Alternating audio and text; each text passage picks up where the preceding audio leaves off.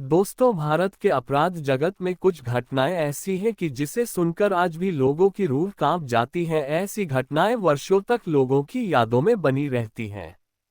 दिन दहाड़े मंदिरों में घुसकर भगवान के नाम पर भरोसा जीतकर कोई उसी विश्वास को हथियार बनाकर एक एक करके कई औरतों को मौत के घाट उतार रहा था।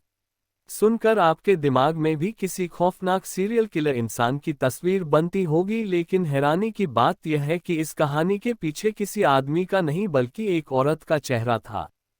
इस कहानी को सुनकर ही आपकी रूह कांप जाएगी और उस सीरियल किलर औरत का नाम था केडी केम्पम्मा। साइनाइड मलिका देश की पहली महिला सीरियल किलर थी जिसे अदालत ने सजा-ए मौत सुनाई थी। साइनाइड मलिका नाम से जानी जाने वाली केडी केम्पम्मा का जन्म 1972 में कर्नाटका के कगलीपुरा गांव के गरीब परिवार में हुआ था। केम्पम्मा के पिता एक मजदूर थे और इसी गरीबी की वजह से केम्पम्मा को दिन में 2 बार का खाना भी सही ढंग से नसीब नहीं होता था। गरीबी के चलते केम्पम्मा हमेशा यही सोचती थी कि मैं अच्छी जिंदगी क्यों नहीं जी सकती, हमारे नसीब में अमीरी क्यों नहीं है, आखिर हमारे पास एक आलीशान घर और गाड़ी क्यों नहीं है। और इसी कारण से केम्पम्मा को गरीबी से नफरत होने लगी और धीरे धीरे उसने अमीर लोगों से भी नफरत करना शुरू कर दिया। केम्पम्मा समझ चुकी थी कि उसकी लाइफ में बस पैसा ही सब कुछ है जो उसे अमीर बना सकता है। उसका सपना था कि उसकी शादी किसी अमीर घर में हो जाए जो उसे गरीबी के पिंजरे से बाहर निकाल सके।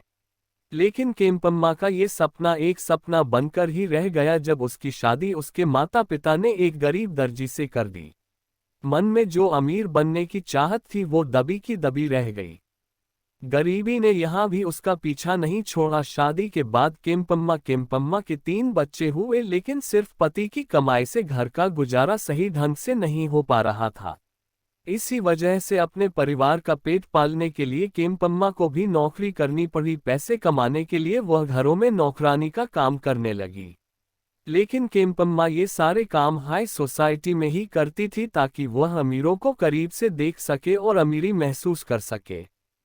तभी केम्पम्मा के दिमाग में जल्दी अमीर बनने का एक आइडिया आया। उसने सोचा कि जिन घरों में मैं काम करती हूँ वो सब अमीर है, अगर मैं हर घर से थोड़ा थोड़ा सा सोना भी चुरा लूँ तो किसी को कोई फर्क नहीं पड़ेगा और किसी को कुछ पता भी नहीं चलेगा। केम्पम्मा ने ऐसा किया भी। उसने पहले एक घर से सोना चुराया। केम्पम्मा को पता तो था कि सोना काफी महंगा बिकता है, इसलिए जब अपनी पहली चोरी के बाद केम्पम्मा उसे बेचने गई तो बदले में मिले पैसों ने उसे बहुत खुश कर दिया। अब उसने तय कर लिया कि वह ये काम वह बंद नहीं करेगी, क्योंकि इसी काम से उसके सपने पूरे होते दिखाई दे रहे थे। और यहीं से शुरू हुई केम्पम्मा की अपराध की कहानी, जो धीरे धीरे उसे एक कातिल का रूप देने वाली थी। सोना बेचकर मिले सारे पैसों के साथ केम्पम्मा अपने पति के पास गई और उसे एक चिटफंड बिजनेस शुरू करने की बात कही, क्योंकि केम्पम्मा का पति बेहद ईमानदार और मेहनती आदमी था और गांव के लोग भी उसे काफी अच्छा मानते थे। केम्पम्मा को पता था कि अगर यह चिटफंड बिजनेस खुलेगा तो उसके पति की ईमानदारी की वजह से काफी लोग इसमें निवेश करेंगे, और हुआ भी ऐसा। कई लोगों ने इस बिजनेस में पैसा लगाया। लेकिन 2001 में केम्पम्मा ने सारा पैसा उड़ा दिया। इस दौरान वह जिन घरों में काम करती थी वहां से भी सोना चुराती रहती थी। लेकिन एक बार केम्पम्मा ने एक घर से कुछ ज्यादा ज्वेलरी चुरा ली, जिसकी भनक मालिक को लग गई। मालिक ने पुलिस को जानकारी देते हुए कहा कि केम्पम्मा पर नजर रखने को कहा। आखिर केम्पम्मा कहाँ जाती है और क्या करती है? जब पुलिस ने उसका पीछा किया तो केम्पम्मा चोरी की हुई ज्वेलरी को बेचते हुए रंगे हाथ पकड़ी गई। इसके बाद उसे 6 महीने के लिए जेल में भेज दिया गया। लेकिन इन 6 महीनों में ही केम्पम्मा की पूरी दुनिया बदल गई। जब 6 महीने बाद वह जेल से रिहा हुई तो सबसे पहले अपने बच्चों और पति से मिलने घर गई, लेकिन वहां पहुंचकर उसे पता चला कि चोरी की खबर पूरे मोहल्ले में फैल चुकी है। इतना ही नहीं, उसने चिट फंड का पूरा पैसा भी उड़ा दिया था, जिसकी वजह से उसके परिवार को काफी परेशानियों का सामना करना पड़ा और इसी कारण उसके पति ने उसे घर से बाहर निकाल दिया। इसके बाद केम्पम्मा ने लोगों के घरों में छोटी मोटी नौकरियां करना शुरू कर दी। कुछ दिनों बाद केम्पम्मा को एक सुनार की दुकान पर नौकरी करने को मिली, जहां उसे साइनाइड के बारे में पता चला। और यहीं से शुरू होता है केम्पम्मा के सीरियल किलिंग का सिलसिला। वो मंदिर में आने वाली अमीर महिलाओं से मिलती, उनसे बातें करती और उनके दुखों के बारे में जानती।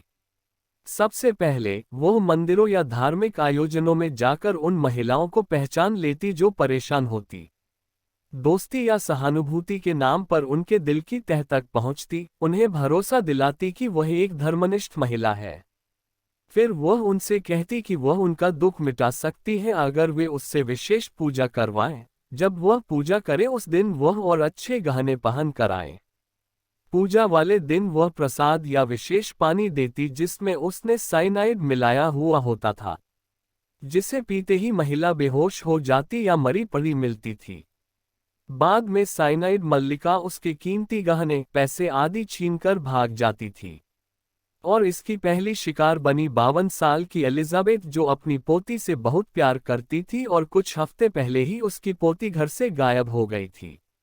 इसलिए एलिजाबेथ रोज मंदिर में मन्नतें मांगने जाती थी। केम्पम्मा ने पहले कुछ हफ्तों तक उसका भरोसा जीतने के लिए उससे बातें की और अपनी मीठी मीठी बातों में उसे फंसाया और उसके दुख दर्द सुने। फिर उसने एलिजाबेथ को समझाया कि मुझे एक ऐसी पूजा होगी जिससे भगवान खुश हो जाते हैं और तुम उनसे जो भी मांगोगी वह तुम्हें मिल जाएगा।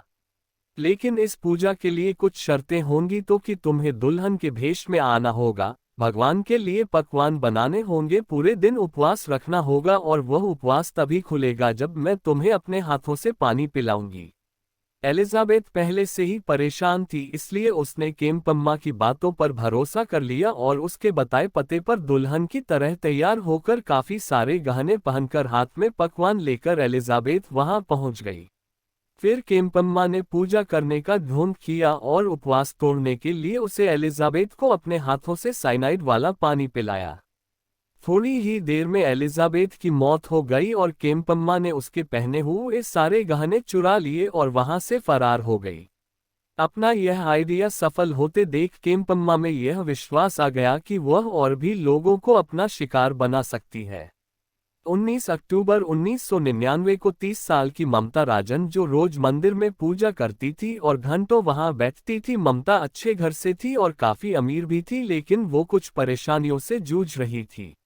ममता के गले में सोने का मंगलसूत्र था जिस पर केम्पम्मा की नजर थी। एक दिन जब मंदिर खाली था और ममता पूजा कर बाहर निकली तो पम्मा ने मंदिर की सीढ़ियों पर ही उसका मर्डर कर दिया और मंगलसूत्र लेकर फरार हो गई। इसके बाद केम्पम्मा ने सोचा कि मंदिर और भरोसे के नाम पर औरतों को फंसाना सबसे आसान काम है। इसी कड़ी में उसकी अगली शिकार बनी 60 साल की यह यशोधम्मा, जो अस्थमा की बीमारी से जूझ रही थी। इसी कारण वह अक्सर मंदिर जाया करती थी और चाहती थी कि वह जल्दी से ठीक हो जाए। ये यशोधम्मा की परेशानियों को देखते हुए केम्पम्मा ने फिर वही खेल खेला। उसने यशोधम्मा को भी पूजा के बारे में बताया और उसे विश्वास दिलाया कि इस पूजा के बाद उसकी अस्थमा की बीमारी पूरी तरीके से ठीक हो जाएगी। और फिर केम्पम्मा ने यशोधम्मा को भी साइनाइड से मौत के घाट उतारा दिया।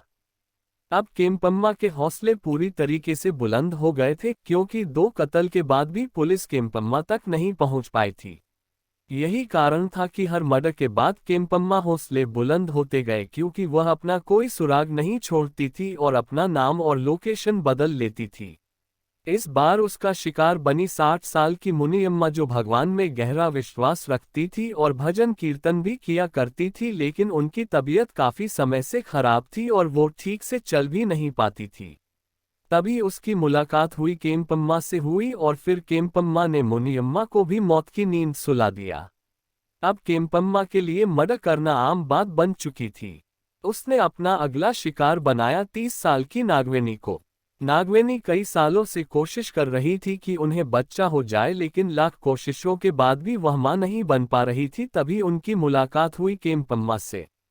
केम्पम्मा ने नागवेनी से वादा किया कि एक पूजा के बाद न सिर्फ उसे बच्चा होगा बल्कि पहला बच्चा लड़का ही होगा। नागवेनी ने भी केम्पम्मा की बातों पर भरोसा कर लिया और इसी धोखे में अपनी जिंदगी से हाथ धो बैठी। केम्पम्मा एक के बाद एक लोगों को अपना शिकार बना रही थी। अब तक वो खुद अपना शिकार ढूंढती थी, लेकिन इस बार शिकार खुद उसके पास चलकर आया। दरअसल केम्पम्मा एक घर में कुक का काम कर रही थी।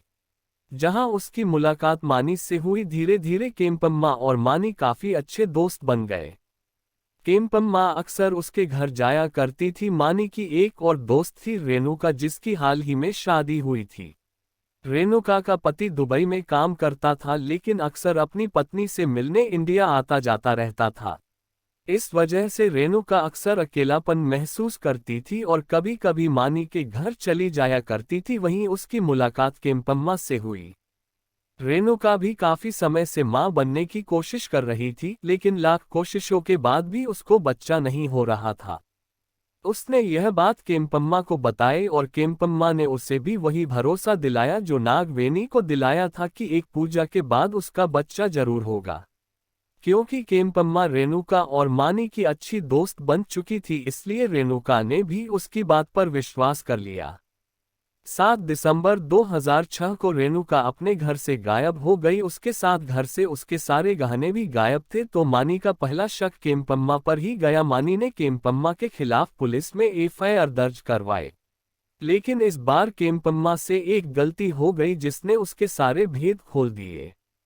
जब रेणुका का पति इंडिया वापस आया तो उसने भी पुलिस के पास जाकर अपनी वाइफ की मिसिंग कंप्लेंट दर्ज करवाई।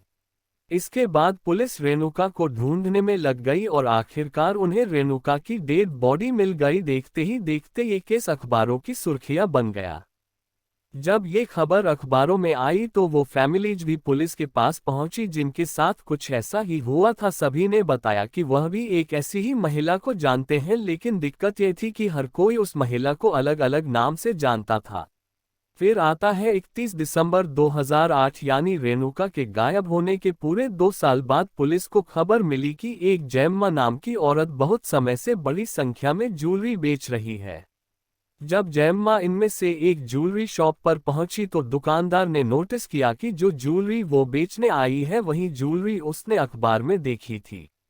दुकानदार ने ज्वेलरी खरीदने से मना कर दिया और क्योंकि जयम्मा उस जगह की रहने वाली भी नहीं थी, इसलिए उसने तुरंत पुलिस को जानकारी दे दी। लेकिन जयम्मा को भी इस बात की भनक लग गई थी, इसलिए उसने जल्द से जल्द अपना सारा सामान बेचकर बस स्टैंड पहुंची और भागने की तैयारी कर ली। मगर तभी पुलिस वहां पहुंच गई और उस औरत को गिरफ्तार कर लिया। और फिर पुलिस को पता चला कि जयम्मा और कोई नहीं बल्कि केम्पम्मा ही है, जो बस नाम बदलकर एक शहर से दूसरे शहर जाकर लोगों को लूट रही थी। केम्पम्मा के पकड़े जाने पर पुलिस के मन में कई सवाल थे। सबसे पहला सवाल उन्होंने केम्पम्मा से पूछा कि क्या तुमने ही इन सब औरतों को मारा है। इस पर केम्पम्मा ने बिना किसी हिचकिचाहट स्वीकार कर लिया और कहा, हाँ मैंने ही सबको मारा है। इसके बाद पुलिस ने उससे पूछा कि तुमने ऐसा क्यों किया, तो केम्पम्मा ने जवाब दिया कि मुझे बस चोरी करनी थी। फिर पुलिस ने केम्पम्मा से सवाल किया कि उसने साइनाइड का ही इस्तेमाल क्यों किया, जबकि वह चाहती तो सभी औरतों को बेहोश करके भी उनका सामान लूट सकती थी। इस पर केम्पम्मा ने बताया कि चोरी करने के लिए उसे हर औरत से एक नज़दीकी रिश्ता बनाना पड़ता था। अगर उसके बाद में कुछ चुराती तो सबका शक मुझ पर ही आता और मैं पकड़ी जाती, इसलिए मैंने साइनाइड का इस्तेमाल किया। आखिर में पुलिस ने केम्पम्मा से पूछा कि उसने कुल कितनी औरतों का मर्डर किया है, लेकिन इस सवाल का कोई जवाब केम्पम्मा ने नहीं दिया। अब क्योंकि केम्पम्मा पूरे 2 साल बाद पकड़ी गई थी और उन 2 सालों के दौरान भी पुलिस के पास कई औरतों के मिस्टीरियस डेथ्स के केस आए थे, पुलिस ने यह अंदाजा लगाया कि केम्पम्मा ने सिर्फ 5 नहीं बल्कि 20 से 22 महिलाओं की हत्या की है। साल 2010 में केम्पम्मा को मल्टीपल मर्डर्स के लिए दोषी ठहराया गया और उसे फांसी की सजा सुनाई गई। कोर्ट ने ही केम्पम्मा को साइनाइड मल्लिका का नाम दिया। केम्पम्मा ही वह पहली औरत थी जिसे न सिर्फ कर्नाटका में बल्कि पूरे भारत में फांसी की सजा सुनाई गई। इसी वजह से यह केस काफी चर्चित रहा, लेकिन 2013 से 2014 के बीच कोर्ट ने अपने फैसले को बदल दिया और उसकी फांसी की सजा माफ कर दी और इसकी बजाय कोर्ट ने केम्पम्मा को उम्र कैद की सजा सुनाई। दोस्तों, अगर आपको हमारी कहानी पसंद आई हो तो इस वीडियो को लाइक करें, शेयर करें और चैनल को सब्सक्राइब करें।